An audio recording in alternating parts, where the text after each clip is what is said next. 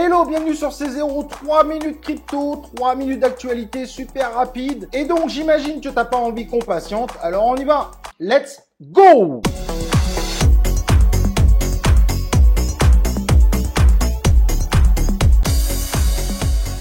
Première actualité un peu spéciale, ça faisait un petit moment qu'on n'entendait plus trop parler des shitcoins et bam, il y en a un qui arrive, qui fait fureur. Quand je dis qu'il fait fureur, il fait quand même x450 en moins d'une journée. Mais voilà, ça faisait un moment qu'on n'avait pas vu une fureur comme ça. C'est le Will Smith Inu, en référence évidemment à la baffe que Will Smith a mis à Chris Rock lors des Oscars. Et ben il fallait rien de plus que de créer un token autour de cet événement pour faire quelque chose de tonitruant.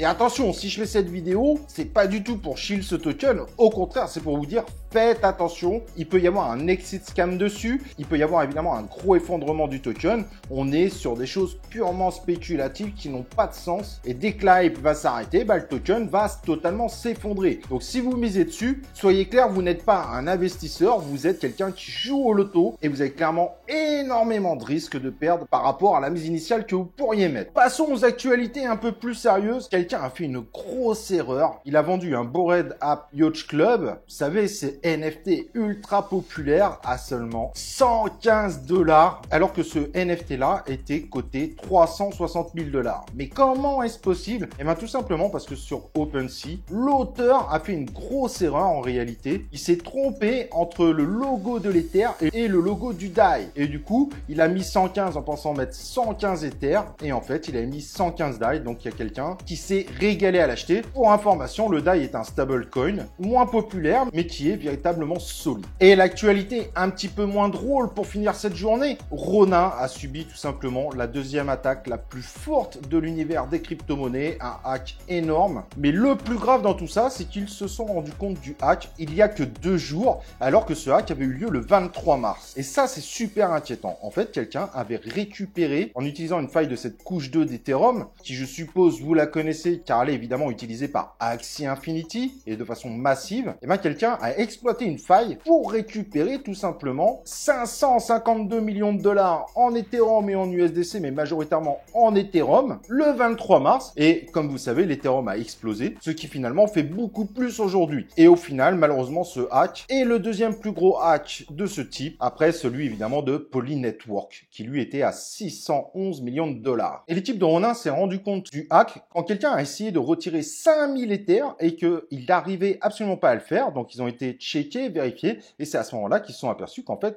ils pouvaient pas retirer des Ethers qui n'étaient plus là. Je vais pas forcément rentrer dans le détail parce qu'on est dans les actualités, mais en gros, c'est une petite combine qui a été faite par Axie DAO pour aider Axie Infinity parce que Ronin avait beaucoup de mal à gérer évidemment un nombre record d'entrées d'utilisateurs sur Axie Infinity. Donc ils avaient fait une petite combine ensemble et malheureusement, cette combine a été exploitée par le hacker. Il y avait une faille dessus et ce qui a vidé totalement les comptes. Finalement, au niveau des utilisateurs, au niveau des AXS, il n'y a pas eu tant de mal que ça. Il a légèrement chuté. Par contre, évidemment, Ronin et sa crypto-ron ont pris un sacré coup. Au moment de l'annonce, la crypto est passée de 2,28 $ à 1,77 $, ce qui fait quand même une belle chute. Mais malgré tout, il s'est restabilisé. À voir ce que ça va donner, mais forcément, ça fait assez mal à Ronin, qui est déjà évidemment en train de travailler sur le sujet pour améliorer le système complet, parce que c'est aussi lié au validateur. À voir évidemment si ça suffira à l'avenir. Voilà, en tout cas, j'étais ravi d'être avec toi. N'oublie pas le petit like sur la vidéo et on se retrouve évidemment pour une prochaine vidéo de C0 3 minutes crypto.